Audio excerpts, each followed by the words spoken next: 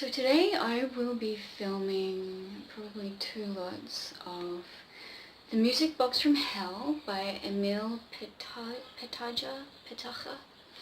Still don't know how to pronounce the name. My apologies. Just because, Teddy and I apologise for our long absence from Wine and Weird Tales, and this session in particular will be Water and Weird Tales.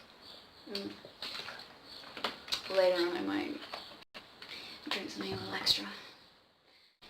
Did I read this? Here we go. Okay. Sorry. Alright, so when last we left off, he was being really mean to his aunt about spending money. Her own money. Because that's just what some people are like. All in a rush, Rolf remembered the music box, so with an awkward show of affection, he bent down and pecked at Aunt Audrey's withered cheek. Anyway, he tittered nervously, I can't go downtown now. I happened to pass an antique shop, and so I went in and bought something for you.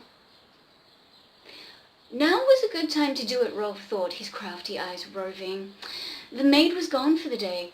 No one would be calling. Besides, he wanted to be able to send the thing back to the shop tomorrow morning, so he wouldn't have to pay for it. He brought the oddly carved box in and set it down on the table, just in front of his aunt's chair. A present? For me? No. What a prick. Not the aunt, Rolf.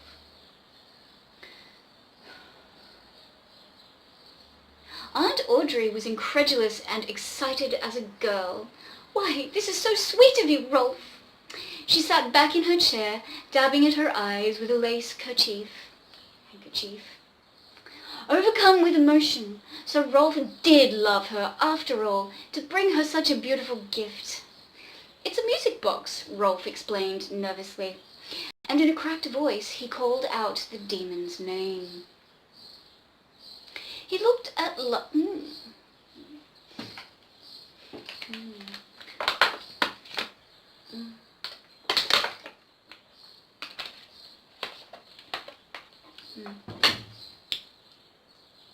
Where are we?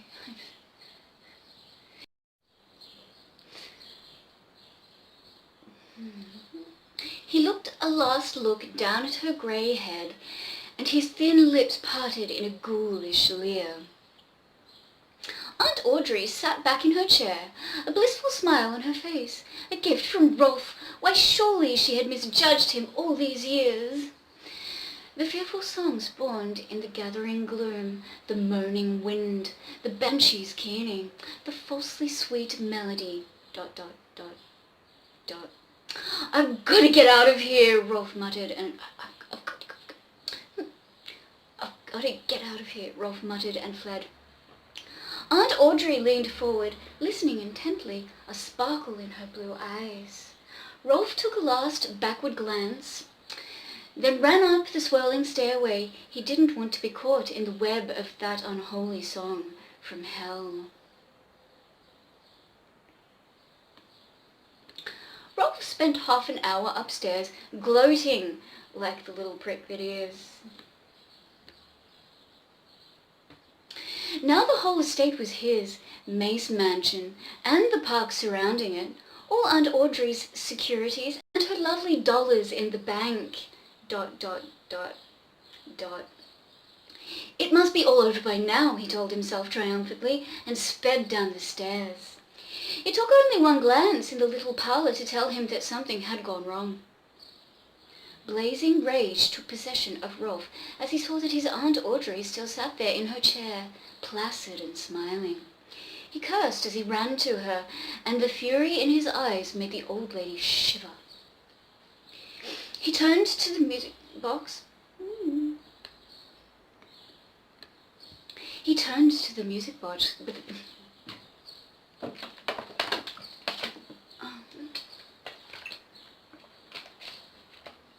Jeez.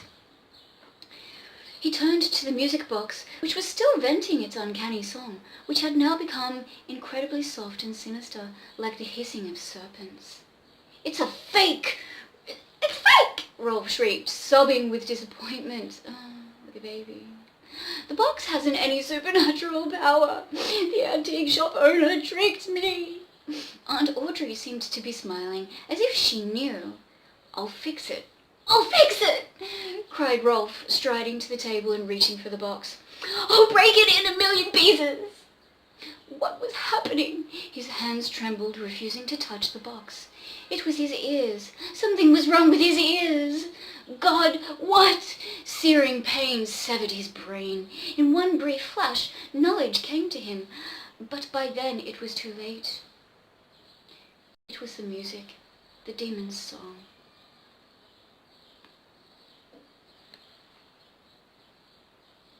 Its unhallowed patterns had woven about his brain and ensnared it. Just in that brief, unwary moment, and now his mind was incapable of thinking coherently. It couldn't remember the word that would stop the music and free him, nor could his mind direct his leg muscles to act, to run, ... Everything blurred in his sight, the rococo wallpaper, patterns blended into one empurpled smear. The prim little parlour became the vortex of a maelstrom. Rolf clutched at his throat involuntarily. The music went wild, chaotic, then reached a monstrous climax. Hello, is anybody home?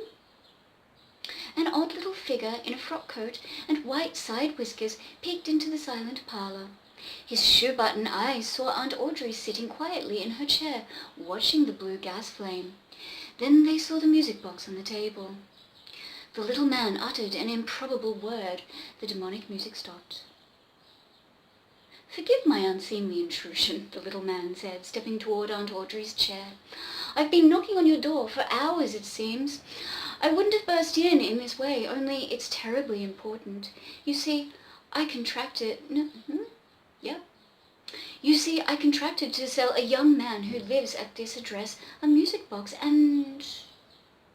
He paused to stare vaguely down at a peculiar green splotch on the faded carpet, then went on. I thought it over carefully and decided that this particular music box is not to be sold, ever. In fact, I've decided to burn it. Alright. Where are we? My nephew is, the old lady began. So you are the aunt he was buying it for? The little man shook his head and clucked his tongue indignantly. I can see how right I was to come here. So you're the lady who dotes on antiques and music. Well, well, I practically bankrupted myself because I couldn't bear to part with my treasures. You and I have mutual manias. So it would seem logical that we... Aunt Audrey stopped him with a merry laugh. You might just as well stop talking, sir, she exclaimed. I can't hear a word you're saying. My nephew, who seems to have gone out, bought me this lovely old music box. Of course, I couldn't hear it either. She sighed wistfully. I just know it plays some lovely Mozart melody. You see, sir, the battery in my hearing aid went dead this afternoon, and dear Rolf didn't seem to want to spare the money to buy another. Because he's a little shit.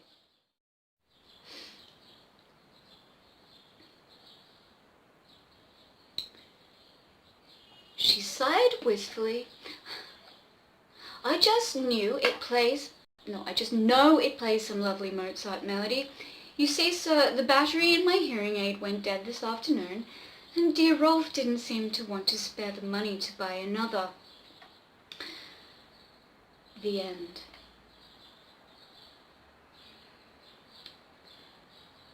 So it would seem that in the tradition of being slightly disappointed by things lately, we have another disappointment.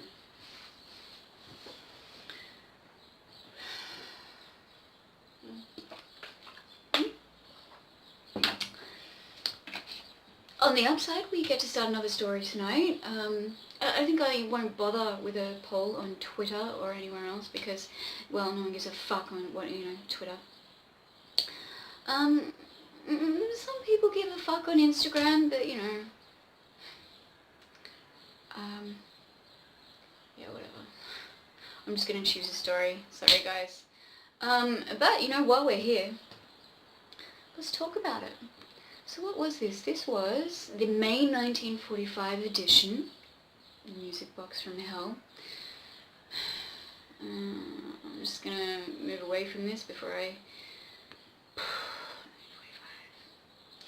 the disappointment becomes bitter. Alright, here we go. 1945. So what are we moving on to? We're moving on to 1946. And we've got January, September, and November. Let's have a look at January, should we? Okay. Well, the first story is by Quint. I know he writes some pretty messed up tales of debauchery, torture, some pretty sick shit. His story is Curbin. I have no idea what it's about. Number 2 is Chariots of San Fernando, Sin's Doorway, Seed, Mr. Bauer and the Atoms. I might choose that one. Satan's Phonograph. Yeah, I kind of want to choose that one, but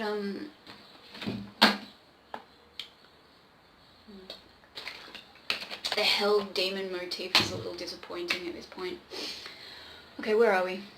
Pikemen, the divisions of...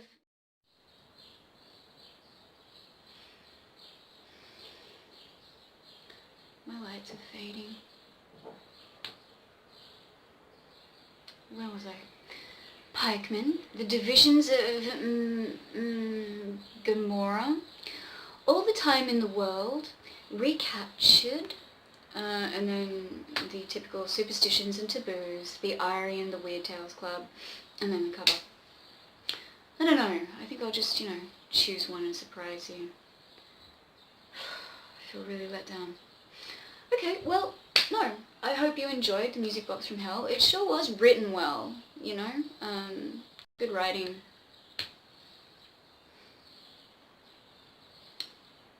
Let's hope for a better story next time. Okay, if you've joined me for this, thanks for joining me. I will start filming tonight on the next weird tale.